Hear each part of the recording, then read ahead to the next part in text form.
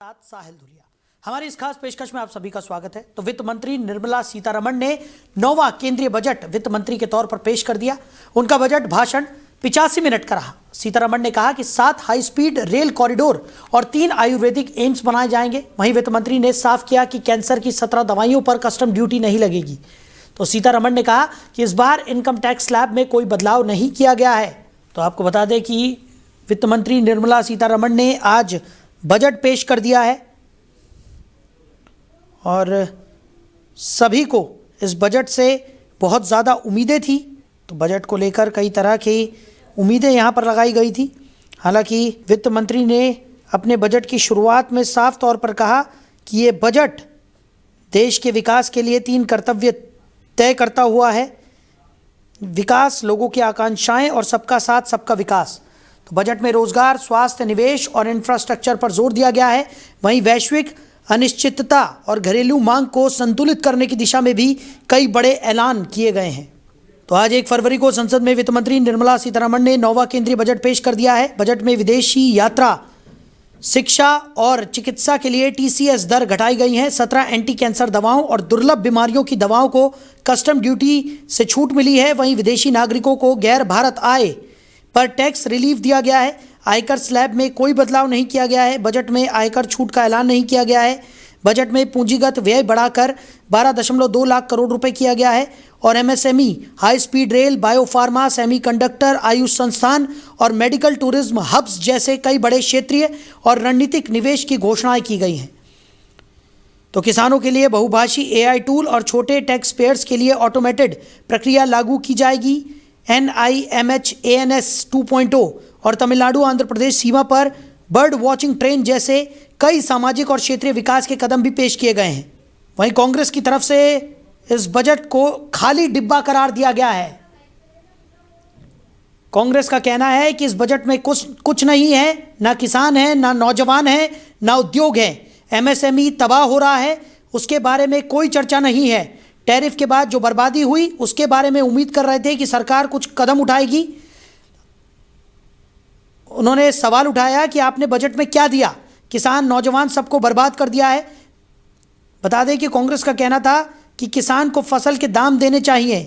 तो एक तरफ विपक्ष की तरफ से इस बजट को खाली डिब्बा करार दिया गया है, तो वहीं कई अर्थशास्त्री इस बजट को दूरगामी बजट के रूप में देख रहे हैं। आइए आपको ग्राफिक्स के जरिए बताते हैं। 7 नए हाई स्पीड रेल कॉरिडोर का ऐलान इस बजट में किया गया है। मुंबई पुणे, पुणे हैदराबाद, हैदराबाद चेन्नई और हैदराबाद से बेंगलुरु। वहीं चेन्नई से बेंगलुरु, दिल्ली, वाराणसी और वाराणसी से सिलीगुड़ी। ये 7 नए हाई स्पीड रेल कॉरिडोर। क्या कुछ इस बजट में सस्ता हुआ, क्या महंगा हुआ, ये भी आपको बता दें। शुगर और कैंसर की दवाएं सस्ती हो गई हैं। खेल कूद के सामान सस्ते हुए हैं। बायोगैस, मिक्स्ड CNG सस्ती हुई है। माइक्रोवेव सस्ते हो गए हैं। शराब महंगी हो गई है। स्क्रैप महंगा हो गया है। खनिज महंगा हुआ है। और आपको बता दें फ्यूचर ऑप्शन ट्रेडिंग भी महंगी होती हुई नजर आ रही है। ग्रामीण विकास और खेल उद्योग की बात करें तो महात्मा गांधी ग्राम स्वराज योजना का प्रस्ताव बजट में दिया गया। 1 जिला 1 उत्पाद को बढ़ावा दिया गया है। ग्रामीण युवाओं को इससे फायदा होगा। 2026 और 2027 में पूंजीगत खर्च 12.2 लाख रुपए कर दिया गया है। Tier 2 और Tier 3 शहरों में इंफ्रा को मजबूती देने पर जोर दिया गया है। तो 7 हाई स्पीड रेल कॉरिडोर शहरों के बीच विकास सेतु बनाए जाएंगे। दिल्ली वाराणसी और Varanasi Siliguri high speed rail corridor बनाए जाएंगे। अगले 5 वर्षों में 20 नए राष्ट्रीय जलमार्ग निर्मित किए जाएंगे। बनारस और पटना में जहाज को लेकर भी बात यहां पर रखी गई है। तो हर जिले में एक गर्ल हॉस्टल बनाया जाएगा। विकसित भारत के लिए बैंकिंग पर उच्च स्तरीय समिति के गठन का प्रस्ताव रखा गया है। विकसित भारत के लिए बैंकिंग पर उच्च स्तरीय समिति के गठन का प्रस्ताव भी इस बजट में रखा गया है। विद्युत वित्त निगम और ग्रामीण विद्युतीकरण निगम के पुनर्गठन का प्रस्ताव भी इस बजट में है। विदेशी मुद्रा प्रबंधक 2026 और 2027 में पूंजीगत खर्च Tier 2 और Tier 3 शहरों में इंफ्रास्ट्रक्चर मजबूती पर जोर दिया गया है। तो दिल्ली वाराणसी और Varanasi Siliguri high speed rail corridor के निर्माण को लेकर अगले 5 वर्षों में 20 नए राष्ट्रीय जलमार्ग बनाने की बात इस बजट में की गई है। बनारस और पटना में जहाज मरम्मत सुविधाएं दी जाएंगी। तो इसी पर ज्यादा चर्चा के लिए हमारे साथ खास मेहमान आलोक वत्स जी हमारे साथ जुड़ गए भारतीय जनता पार्टी से। आलोक जी, बहुत स्वागत है आपका। धन्यवाद। आलोक जी, जहां एक तरफ अर्थशास्त्री आज के बजट को लॉन्ग टर्म बजट के रूप में देख रहे हैं, यानी कि उनका कहना है कि इस बजट में सीधे तौर पर ना सही लेकिन दूरगामी परिणाम अवश्य मिलेंगे, वहीं विपक्ष जो है वो जोरदार प्रहार कर रहा है। विपक्ष का कहना है कि बजट और कुछ नहीं बल्कि एक खाली डब्बा है। क्या कहेंगे? देखिए, विपक्ष का काम ही है कि हमारे द्वारा किए गए सारी चीजों को गलत बताना। उसी क्रम में ये इसको भी, इस बजट को भी खाली डब्बा बता रहे हैं, जबकि जो अर्थव्यवस्था को उन्होंने बेपटरी कर दिया था अपने 65-70 साल के रूल में, उसको हम वापस पटरी पर लाकर एक विकसित भारत, एक मजबूत भारत, एक शक्तिशाली भारत बनाने की प्रक्रिया कर रहे हैं। और जितने भी बजट में प्रावधान किए गए हैं वो शॉर्ट टर्म गेन्स करके चुनाव जीतने की प्रक्रिया नहीं है, वो लॉन्ग टर्म गेम्स हैं। हमने पूर्ण विकसित भारत का लक्ष्य 2047 का रखा हुआ है और ये हम बहुत पहले से प्रदर्शित कर चुके हैं कि एक दिन में भारत को बदला नहीं जा सकता या एक टर्म में बदला नहीं जा सकता है। जिस तरह से अर्थव्यवस्था को उन्होंने गड्ढे में गिरा के रख दिया था, उसको वहां से बाहर निकालकर पटरी पर दौड़ाने में वक्त लगता है। उसके लिए मजबूत इंफ्रास्ट्रक्चर तैयार करना होता है, सारे प्रावधानों को लेकर चलना पड़ता है। समाज के हर वर्ग को, धनाढ्य वर्ग हो, गरीब वर्ग हो, उससे गरीब वर्ग हो, उनको, महिलाएं हो, उन सभी को लेकर आगे चलने की कवायद करनी पड़ती है जी। और इसी क्रम में जितने भी हमने प्रावधान किए हैं, इंफ्रास्ट्रक्चर को मजबूती देने के लिए, युवाओं को मजबूती देने के लिए, महिलाओं को मजबूती देने के लिए, किसान को मजबूती देने के लिए, वो सभी के दूरगामी परिणाम होंगे और विकसित भारत बन के रहेगा। क्योंकि जनता का विश्वास हमारे साथ है, जनता को हमारे किए गए कार्यों पर पूर्ण भरोसा है, तभी हम लगातार दोबारा, तिबारा, चौबारा, 5वीं बार भी रिपीट हो रहे हैं राज्यों में, और सेंटर में भी 3 बार रिपीट हो चुके हैं। अंतोगत्वा फैसला लोकतंत्र में जनता का होता है और जनता का भरोसा अभी हमसे हिला नहीं है, डिगा नहीं है। आप जिस भी सेक्टर की बात कीजिए इंफ्रास्ट्रक्चर में, चाहे जल मार्ग हो, चाहे रेल मार्ग हो, चाहे सड़कें हो या स्वास्थ्य सेवाओं में हो, नए एम्स भी बन रहे हैं और दवाइयां भी 17 जो बहुत जरूरी दवाइयां थी उन पर कम किया गया है मूल्य।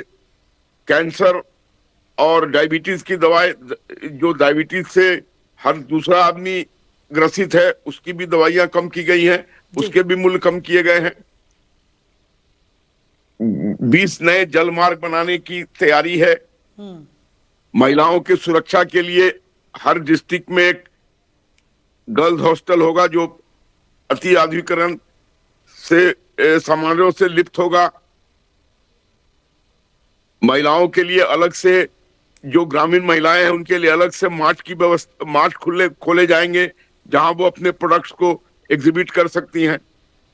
जब लखपति दीदी योजना सफलीभूत हुआ उसके बाद हमने अब ये एक नया ट्रायल कर रहे हैं जहां से उनको रोजगार भी मिलेगा और उनके सामानों की खरीद बिक्री भी आसानी से होगी। 5 नए यूनिवर्सिटी टाउनशिप की बात हो रही है। 7 रेल स्पीड कॉरिडोर बनाने का प्रावधान है। मेडिकल टूरिज्म को बढ़ावा देने के लिए बहुत सी कारगर कदम उठाए गए हैं। उसके बाद रिलीजियस टूरिज्म को बढ़ाने के लिए भी बहुत से कारगर उपाय इस बजट में किए गए हैं। तो कोई ऐसा वर्ग नहीं है, कोई ऐसा कोई ऐसा मार्ग नहीं है जिसको हमने अछूता रखा है। इलेक्ट्रॉनिक बसेस की भी भरमार आने वाली है ताकि प्रदूषण कम हो। उत्तर पूर्वी राज्यों में भी हमने फोकस किया है, वहां भी हम डेवलपमेंट की नई लकीरें खींचेंगे। तो ये बादाम, अखरोट, नारियल, इस सबके खेती के लिए भी बढ़ावा देने का भी प्रावधान किया गया है। एमएसएमई को 10,000 करोड़ रुपए से उनको सपोर्ट करने की कवायद हो रही है। डिफेंस में जितने भी पार्ट्स लगते हैं या इंपोर्ट होते हैं उस पर ड्यूटी फ्री किया गया है। तो हर तरीके से हर वर्ग, हर डिपार्टमेंट को मजबूती देने का कार्य इस बजट में है। अच्छा, और ये एक तरफ बजट है। हाँ, जो तमाम ऐलान यहाँ पर किए गए हैं उनका जिक्र आप यहाँ पर कर रहे हैं। एनडीए के सभी नेता फिलहाल इस बजट को बहुत ही दूरगामी परिणाम वाला बजट करार दे रहे हैं, लेकिन विपक्ष जो है वो लगातार आरोप लगा रहा है। विपक्ष की तरफ से लगातार ये कहा जा रहा है कि इकोनॉमी को पूरी तरह से गर्त में मिलाने की पुरजोर कोशिश है और ये बजट उसका एक सीधा उदाहरण है। दूसरी तरफ पश्चिम बंगाल की मुख्यमंत्री ममता बनर्जी ने भी तीखा हमला किया है। उन्होंने साफ तौर पर यह कहा कि पश्चिम बंगाल को इस बजट में कुछ नहीं दिया गया, ये दिशाहीन बजट है। और वहीं अगर हम बात करें शेयर बाजार की, तो जिस तरीके से शेयर बाजार में काफी ज्यादा अंकों की 2000 से भी ज्यादा अंकों की गिरावट यहां पर दर्ज की गई है, तो उसको लेकर भी जो विपक्षी दल हैं वो साफ तौर पर निशाना साध रहे हैं। उन्होंने मोदी जी को टैग करते हुए कहा है कि मोदी के फर्जी बजट से शेयर बाजार पूरी तरह से धड़ाम हो गया है। क्या कहेंगे सर इस पर? देखिए, बजट शेयर बाजार में थोड़ी ऊंच नीच हुई है, लेकिन समय रहते ये फिर से वापसी करेगा, इसका मुझे पूर्ण विश्वास है। स्थिरता आएगी, इसमें भी पूर्ण विश्वास है। और जिस तरीके से विपक्ष ये कह रहा है, अगर विपक्ष ने अपने रेजिम में एक विकसित और मजबूत भारत बनाने का काम किया होता तो आज वो हाशिए पे क्यों आ जाते और हम लगातार क्यों जीतते रहते। जनता को हमारे द्वारा किए गए जन कल्याण कार्यों से, हमारे द्वारा भारत को आगे ड्राइव करने से में पूर्ण विश्वास है। इसलिए विपक्ष क्या कहती है उससे मतलब ज्यादा नहीं रखना चाहिए। जनता का भरोसा अगर आपके साथ है तो आपका बजट ठीक है, और जनता में अगर आप जाएंगे, अगर जनता से बात करेंगे तो आपको पता लगेगा कि हाँ, जनता इस बजट को कैसे देख रही। विपक्ष का तो काम ही है इसके बारे में गलत कहना। अगर विपक्ष कह दे कि नहीं ये बजट बहुत अच्छा है तो उनको कौन वोट देगा? तो कहेंगे कि हाँ जी, आप तो कह रहे हैं बजट बहुत अच्छा है, तो जो बजट अच्छा करके चला रहे हैं उन्हीं को रहने दीजिए। तो उनके लिए तो नियति है, it is compulsive for them to speak against the budget. लेकिन तथ्यहीन बातें करके खाली पिटारा बता दिया। जो डेवलपमेंट के कार्य हैं उन पर तो कुछ बोलने से कतरा रहे हैं। उस पर बोले ना कि अच्छा, जो काम हम रेल कॉरिडोर बनाने जा रहे हैं, हाई स्पीड रेल कॉरिडोर, उसको बोले कि ठीक है या गलत है। 20 नए जल मार्ग बनाने जा रहे हैं, उसको बोले ठीक है या गलत है। डिफेंस के पार्ट्स को जो भारत में इंपोर्ट होके बनते हैं उसको 0% टैक्स किया है। विदेशों में इलाज के लिए फ्री सुविधाएं दी हैं। अच्छा, आलोक जी हमारे साथ राजेश राठौर जी हैं, प्रवक्ता हैं कांग्रेस के, वो भी जुड़ गए हैं, उन्हें भी चर्चा में शामिल कर लेते हैं। राजेश जी, एनडीए के तमाम नेता इस बजट को दूरगामी परिणाम वाला बजट करार दे रहे हैं। उनका साफ तौर पर कहना है कि इससे भारत के विकास को एक नई गति यहां पर मिलेगी। आप कैसे देख रहे हैं इस बजट को? मैं देख रहा हूँ, लेकिन बिना कारक देख रहा हूँ। पहली बार आजादी के बाद हुआ है कि बजट समाप्ति के तत्क्षण बाद शेयर मार्केट धराम हो गया हो और शेयर मार्केट में हाहाकार हो गया हो। यह स्पष्ट दर्शा दिया कि आजादी के बाद का सबसे बुरा बजट भारतवासियों के लिए है, भारत के लिए है, हर चंद उद्योगपतियों के लिए बेहतर कहा जा सकता है। प्रत्यक्ष के सामने प्रमाण की क्या आवश्यकता है? शेयर मार्केट तो मैं तो गिराया नहीं हूँ, वो तो बजट भाषण के बाद गिरा है। शेयर मार्केट में हाहाकार हो तो बजट भाषण के बाद हुआ है। इसमें अप्रत्यक्ष के सामने प्रमाण की क्या आवश्यकता है? महंगाई कंट्रोल की कोई बात नहीं कही गई, इनकम टैक्स स्लैब में कोई बदलाव नहीं किया गया। आज पहली बार हुआ है कि हमेशा बजट के बाद किसानों को, महिलाओं को अलग रिबेट होता था, तो इस बार किसी को नहीं मिला।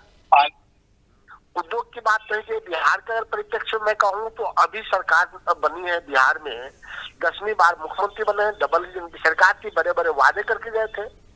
बिहार के लिए क्या किया इन्होंने? एक बड़ा चीज बताएं कि बिहार के लिए इन्होंने क्या दिया। 7 रेल कॉरिडोर की बात हुई है, इसमें एक बिहार को नहीं मिला। जहाज मरम्मती का बिहार और बनारस में हो रहा है, जहाज में कितने आदमी चाहते हैं भाई जी? महंगाई कंट्रोल करने के कोई प्रावधान इसमें नहीं है। छोटे उद्योग, छोटे छोटे जो कारोबारी है उनके लिए कोई ध्यान नहीं रखा गया है। तो बजट के बाद शेयर मार्केट का गिरना अपने आप में प्रमाणित है कि यह बजट सबसे घटिया, जन दुरुपयोगी यह बजट रहा। चलिए राजेश जी, हमारे साथ जुड़ने के लिए, इस तमाम चर्चा के लिए आपका बहुत शुक्रिया। आलोक जी लगातार हमारे साथ बने हुए हैं।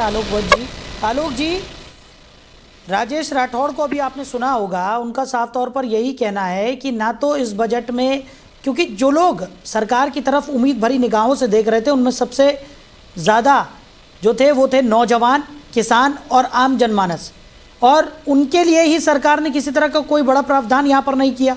हालांकि आप बार बार ये कह रहे हैं कि इसके दूरगामी परिणाम निकलकर सामने आएंगे, लेकिन प्रत्यक्ष तौर पर भी कुछ ना कुछ तो उन्हें देना चाहिए था।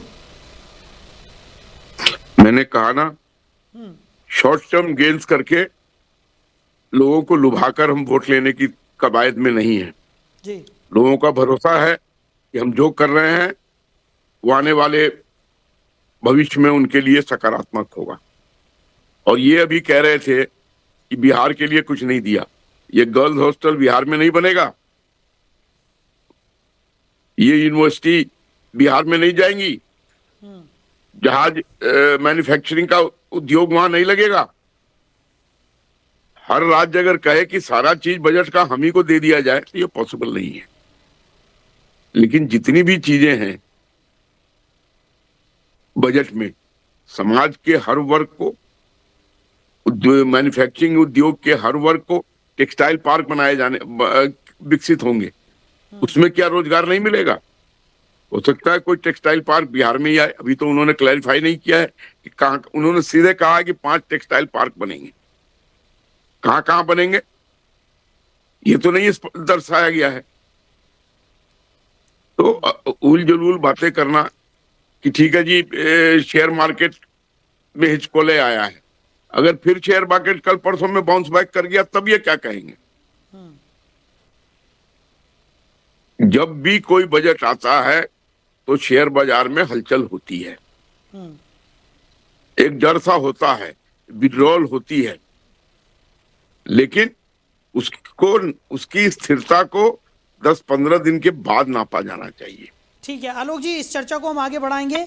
आर्य उस्मानी जी प्रवक्ता है समाजवादी पार्टी के, वो भी हमारे साथ जुड़ गए।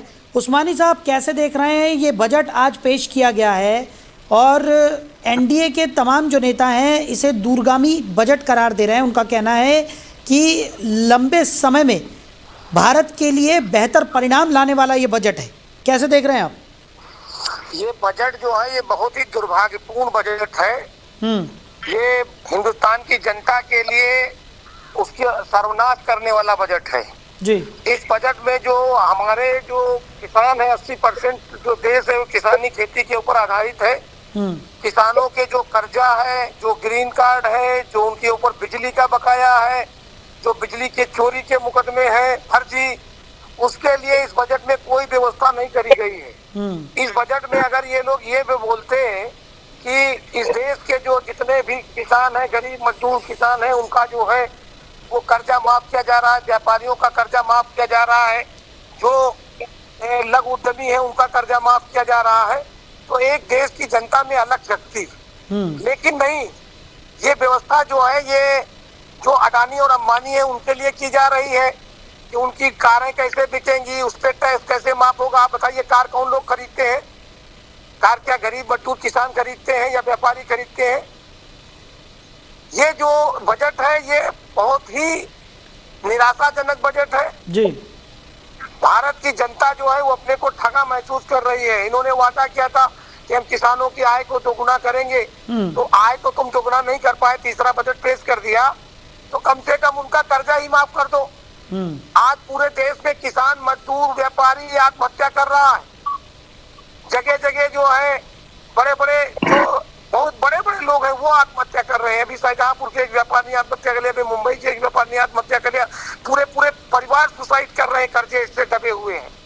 उनके लिए कोई योजना नहीं है। 1,77,000 करोड़ रुपया अडानी का, अंबानी का माफ किया जाता है तो कोई प्रॉब्लम नहीं है। देश का जो बजट है वो घाटे में नहीं जाता है। लेकिन अगर किसानों का, गरीबों का, मजलूमों का, अगर उनके विकास के लिए कोई पैसा खर्च होगा तो इस सरकार के पेट में दर्द होती है। ये सरकार पूंजीपतियों की सरकार है।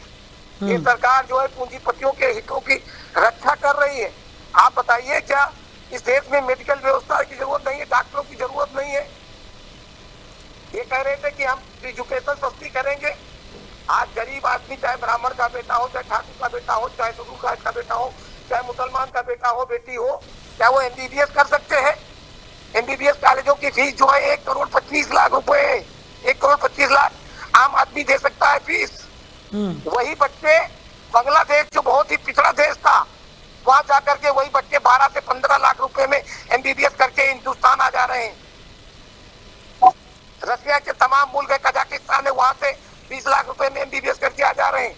जब आपके पड़ोसी मुल्क में फीस कम है, नेपाल में फीस कम है, बांग्लादेश में फीस कम है, तो आपकी फीस 1,25,00,000 कैसे है? इसके ऊपर, शिक्षा के ऊपर कोई ध्यान ही नहीं दिया। ठीक, शिक्षा तो पूरी फ्री हो जानी चाहिए थी, लेकिन नहीं। इसलिए हम इस बजट को जो है ठगा हुआ, ठगा हुआ महसूस कर रहे हैं। ठीक है, भारत की जनता को ठगा गया। चलिए उस्मानी जी, हमारे साथ जुड़ने के लिए, इस तमाम चर्चा के लिए आपका बहुत शुक्रिया।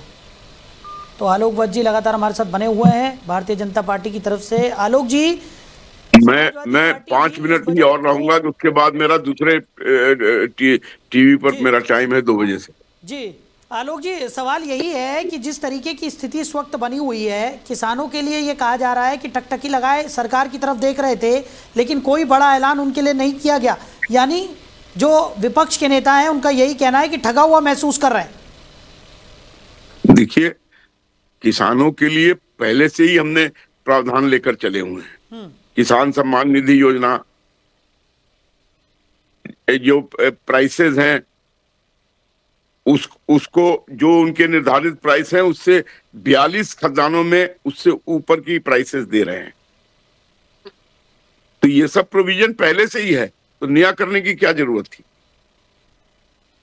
आपने कहीं देखा किसी किसान नेता को उछलते हुए, या भारत के किसी कोने से किसानों की कोई नाराजगी या कोई ऐसी आवाज उठ रही हो जो हमारे विपरीत है? जी, ये स्टूडेंट्स की बात कर रहे थे। कौन से स्टूडेंट्स सड़कों पे आ गए हैं कि ये बजट हमारे खिलाफ है? भारत को किस स्थिति में छोड़ा था इन्होंने? इनका भी तो 10-15 साल का रूल रहा था यूपी में समाजवादी पार्टी का। क्यों नहीं एजुकेशन फ्री कर दिए? किसने रोका था? ठीक है, इसलिए अपने वक्त की बात नहीं करके दूसरा नहीं कर रहा है, वो उंगली उठाना बहुत आसान है। मैं अपना चरित्र ठीक नहीं रखूं, लेकिन आपको चरित्रहीन करार करने में मुझे कोई टाइम नहीं लगेगा। उंगली तो उठानी है, शब्दों का बानी तो भेदना है जी। ये बजट अभूतपूर्व है, ऐतिहासिक है।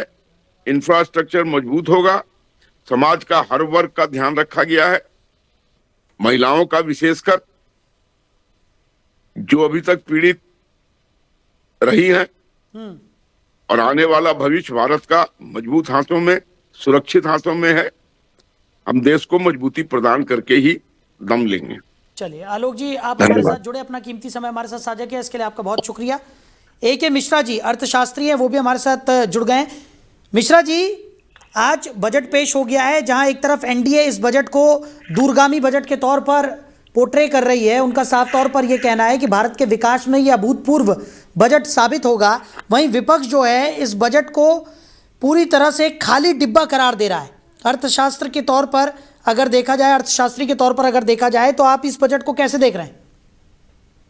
देखिए, क्योंकि एनडीए की सरकार रही है पिछले 10-12 सालों से और निर्मला सीतारमण जी ही बजट पेश कर रही है जी, तो ये जो पूर्ववर्ती बजट है ग्रोथ को ध्यान में रखते हुए उसकी ये एक नेक्स्ट सीरीज है। किसी भी कंट्री का डेवलपमेंट होता है वो फेज वाइज होता है कि भाई फर्स्ट जैसे पंचवर्षीय योजना हुई, प्रथम पंचवर्षीय योजना में हम ये कर लेंगे, फिर दूसरे पंचवर्षीय में ये करेंगे। इस तरीके से बजट भी लिंक रहता है जी। इसी चीज को ध्यान में देख के बीजेपी के जो मेन इरादे हैं राष्ट्र को डेवलप करने के और समाज को फायदा पहुंचाने के, मतलब इनकम और इन सब के हिसाब से जो है उसके लिए एक नेक्स्ट कड़ी है। जो काम पहले हो गए उसके ऊपर तवज्जो कम दिया गया है, जो काम अभी बाकी है, जो नए सेक्टर लाने हैं उनके ऊपर भी ज्यादा ध्यान दिया गया है। तो मैं तो बोलूंगा कि ये संतुलित है कि असंतुलित है मुझे इसको नहीं पता, लेकिन इकोनॉमिक के हिसाब से ये स्ट्रेटेजिक बजट जरूर है। जी चलिए मिश्रा जी, हमारे साथ जुड़ने के लिए, इस तमाम चर्चा के लिए आपका बहुत शुक्रिया। Thank you. तो बजट को लेकर अलग अलग तरीके की प्रतिक्रियाएं निकलकर सामने आ रही है। जहां एनडीए इस बजट को अभूतपूर्व बजट करार दे रही है, तो वहीं विपक्ष की तरफ से लगातार इस बजट पर निशाना साधा जा रहा है और लगातार विपक्ष का कहना है कि वो इस बजट से ठगा हुआ महसूस कर रहे हैं। जो लोग सरकार की तरफ से उम्मीदें लगाए बैठे थे उन टूटी हैं। निर्मला सीतारमण ने ये बजट पेश किया है, जिसके बाद से अब चर्चाओं का बाजार गर्म है। पक्ष और विपक्ष की तरफ से लगातार इस बजट को लेकर प्रतिक्रियाएं निकलकर सामने आ रही हैं। एक बार फिर ग्राफिक्स के जरिए हम आपको दिखाते हैं कि इस बजट में क्या कुछ निकलकर सामने आया है। 7 नए हाई स्पीड रेल कॉरिडोर्स का ऐलान किया गया है। मुंबई पुणे, पुणे हैदराबाद, हैदराबाद चेन्नई, हैदराबाद बेंगलुरु, चेन्नई बेंगलुरु, दिल्ली वाराणसी, वाराणसी सिलीगुड़ी, ये 7 नए हाई स्पीड रेल कॉरिडोर का ऐलान इस बजट में किया गया है। सस्ते होने की बात करें, शुगर और कैंसर की दवाएं, खेलकूद के सामान, बायोगैस, मिक्स्ड सीएनजी और माइक्रोवेव सस्ता हो गया है। महंगा शराब, स्क्रैप, खनिज और फ्यूचर ऑप्शन ट्रेडिंग अब महंगी हो गई है।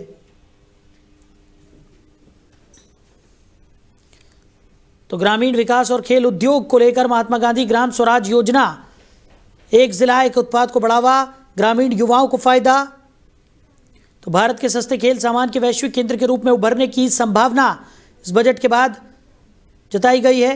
2026-2027 में पूंजीगत खर्च 12.2 लाख करोड़ रुपए की उम्मीद। टियर 2 और टियर 3 शहरों में इंफ्रा मजबूती पर जोर इस बजट में दिया गया है। 5 लाख से अधिक आबादी वाले शहरों में इंफ्रा विकास जारी। आंशिक लोन गारंटी के लिए इंफ्रा रिस्क गारंटी फंड। समर्पित आरईआईटीज से रियल एस्टेट परिसंपत्तियों की रिसाइकलिंग।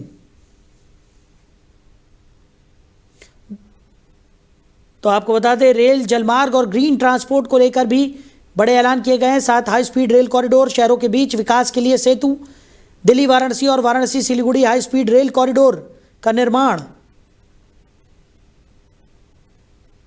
अगले 5 वर्षों में 20 नए राष्ट्रीय जलमार्ग बनाए जाएंगे। बनारस और पटना में जहाज मरम्मत सुविधाएं दी जाएंगी। समुद्री विमान वीजीएफ योजना की शुरुआत होगी। हर जिले में एक गर्ल हॉस्टल बनाया जाएगा। तो विकसित भारत के लिए बैंकिंग पर उच्च स्तरीय समिति के गठन का प्रस्ताव भी है। तो विद्युत वित्त निगम और ग्रामीण विद्युतीकरण निगम के पुनर्गठन का प्रस्ताव भी इस बजट में है। कशिश गुप्ता अर्थशास्त्री हैं, वो भी हमारे साथ जुड़ गए हैं। कशिश जी, बहुत स्वागत है आपका। धन्यवाद साहिल जी, बताएं। कशिश जी, जिस तरीके का ये बजट निकलकर सामने आया है, उसके बाद जहां एक तरफ एनडीए इस बजट को अभूतपूर्व बजट करार दे रहा है, तो दूसरी तरफ विपक्ष का कहना है कि वो ठगा हुआ महसूस कर रहे हैं। जो तमाम ऐलान होने चाहिए थे वो नहीं किए गए। किसान, आम जनमानस, नौजवान जो उम्मीद लगाए बैठे थे सरकार से, उन उम्मीदों को कुचला गया है। कैसे देख रहे हैं सर आप? देखिए, मैं तो इसे एक बैलेंस बजट की तरह देखता हूँ। बैलेंस इसलिए है क्योंकि इसमें दूरव्यापी सोच की तरफ सरकार का रुख है। वो छोटे समय के लिए कुछ निवेश नहीं करना चाहते। इससे बिल्कुल क्लियर है कि उनका फ्यूचरिस्टिक सोच है जी। उन्होंने बहुत सारे सेक्टर्स की बात की, सेमीकंडक्टर की बात की, रेयर अर्थ मेटल की बात की, मेडिकल टूरिज्म की बात की, एस्ट्रो की बात की और डेडिकेटेड फ्रेट कॉरिडोर्स की बात की। तो काफी सारे ऐसे प्रोविजन थे जिनसे गवर्नमेंट का विजन साफ दिखता है कि हमें इंफ्रास्ट्रक्चर बिल्ड करना है, हमें मैन्युफैक्चरिंग को बिल्ड करना है, हमें एमएसएमईज को बिल्ड करना है, हमें अपने जो नागरिक हैं उनको एबल करना है। एबल किस लिए करना है कि वो अच्छा कमाए, अच्छा कंज्यूम करें और हमारे देश की जो इकोनॉमी है उसको आगे लेके जाए। अब इसमें कुछ लोग ये हताशा जता रहे हैं कि इनकम टैक्स में कोई बदलाव नहीं आया। इनकम टैक्स में पिछले साल जो लिमिट बढ़ाई गई थी वो अपने आप में एक ऐसी लिमिट थी जिसके बाद शायद 2-3 साल तक बहुत ज्यादा एक्सपेक्टेशन नहीं है कि कुछ बढ़ेगा, क्योंकि जहां 7 लाख पहले लिमिट हुआ करती थी, 7 से 12 लगभग 80% पिछले साल बढ़ चुकी थी लिमिट, 70 to 80%। तो उसके बाद उम्मीद नहीं थी कि उसमें कुछ चेंज आएगा, इनकम टैक्स की लिमिट में कोई चेंज आएगा, और आया भी नहीं। हाँ, एक भी निराशा रही वो एसटीटी जो बढ़ाया, बट वो निराशा भी नहीं है। अगर गवर्नमेंट ने बात की कि हम 12 लाख करोड़ खर्च करेंगे, कंजम्पशन करेंगे, उस पे हम निवेश करेंगे जी, तो कहीं ना कहीं से तो उसकी भरपाई करनी पड़ेगी। तो वो माइनर ट्वीक करके एसटीटी में उसकी रिकवरी की तरफ शायद गवर्नमेंट का रुख था। तो एनडीए बिल्कुल, देखिए, जो सरकार होती है, जो बजट लाती है, वो हमेशा से ही ऐसा रहा है कि उसके लिए बहुत अच्छा बजट होता है, विपक्ष के लिए बहुत खराब होता है। इस बात तो ये सिचुएशन थी कि विपक्ष ने बजट आने से पहले ही कह दिया था कि हमें कोई उम्मीद नहीं है बजट से, पहले ही बजट आने से पहले बुराइयां शुरू कर दी थी। तो ये तो चलता रहेगा, विपक्ष कहेगा कि खराब है। जी बिल्कुल कशिश जी, बिल्कुल सही कह रहे हैं आप कि पक्ष और विपक्ष का तो एक दूसरे का कटाक्ष करने का ही काम है, लेकिन वहीं दूसरी तरफ अगर बात की जाए, क्योंकि कुछ लोगों का ये भी मानना है कि कुछ प्रत्यक्ष तौर पर फायदा भी इस बजट से होना चाहिए था, क्योंकि जैसा कि आप कह रहे हैं कि लॉन्ग टर्म प्लानिंग वाला बजट ये नज़र आता है, ऐसे में सीधा फायदा यहाँ पर किसी को भी मिलता हुआ दिखाई नहीं दे रहा है, ना ही किसानों को, ना नौजवानों को, ना जो आम जनमानस है उनको, क्योंकि बजट की शुरुआत में तो निर्मला सीतारमण ने उनका जिक्र किया कि उन पर ही फोकस कर ये बजट बनाया गया है, लेकिन सीधे तौर पर कोई फायदा मिलता हुआ नजर नहीं आया। देखिए, हम एक ही चीज देख सकते हैं, या तो फ्रीबीज दे दें, जैसा कि इकोनॉमिक सर्वे में भी एक आशंका जताई गई थी कि एक डर जताया गया था कि फ्रीबीज का बड़ा कल्चर आ गया है। तो फ्रीबीज वही होने चाहिए जहाँ कंडीशनल हो कुछ, कि अगर आप ये काम करेंगे तो ये आपको बेनिफिट मिलेगा या दिया जाएगा। तो उस तरीके से मैं देखता हूँ कि हम अगर स्टार्ट का देखें तो इन्होंने कहा था कि कर्तव्य बजट है ये, और 3 पैरामीटर्स बताए थे। उसमें सेकंड पैरामीटर यही था कि हम सेल्फ रिलायंट बनाएंगे, हमारा जो देश के नागरिक है उन्हें सेल्फ रिलायंट बनाएंगे, उनको स्किल डेवलप करेंगे।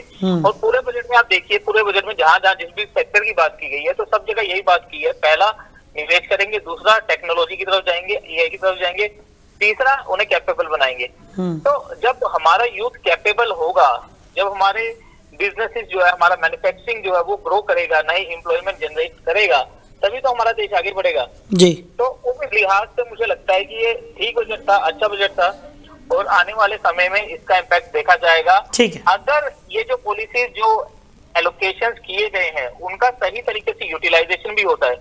हमने पिछले कई सालों में देखा है कि पॉलिसीज बनती है, एलोकेशन होते हैं, बट एग्जीक्यूशन में कहीं ना कहीं कमी रह जाती है। तो अगर इसका अच्छा एग्जीक्यूशन होता है तो साफ तौर पर जाहिर है कि ये आने वाले समय में बहुत अच्छा बेनिफिट हमारे नौजवानों को देगा, और हमारे देश की तरक्की में एक अच्छा भागीदार बनेगा ये बजट। चलिए कशिश जी, हमारे साथ जुड़ने के लिए और इस तमाम चर्चा के लिए आपका बहुत शुक्रिया। तो इस बजट के बाद मिलीजुली प्रतिक्रियाएं निकलकर सामने आ रही है, जहां अर्थशास्त्री और एनडीए इस बजट को दूरगामी बजट के तौर पर देख रहे हैं, यानी दूरगामी परिणाम वाला बजट, लॉन्ग टर्म प्लानिंग वाला बजट इसे करार दिया जा रहा है। तो वहीं विपक्ष की नाराजगी इस बजट से साफ तौर पर देखने को मिल रही है। विपक्ष का साफ तौर पर कहना है कि ये बजट और कुछ नहीं, सिर्फ और सिर्फ एक खाली डिब्बा है। हम ठगा हुआ महसूस कर रहे हैं इस बजट में, ना ही किसानों के लिए कुछ है, ना नौजवानों के लिए कुछ है। हालांकि एनडीए और अर्थशास्त्रियों का ये मानना है कि लॉन्ग टर्म प्लानिंग वाला ये बजट है और आने वाले समय में इस बजट के दूरगामी परिणाम हम सभी को देखने को मिलेंगे। तो फिलहाल हमारी इस खास पेशकश में इतना ही। बने रहिए और देखते रहिए डेली 24 भारत। नमस्कार।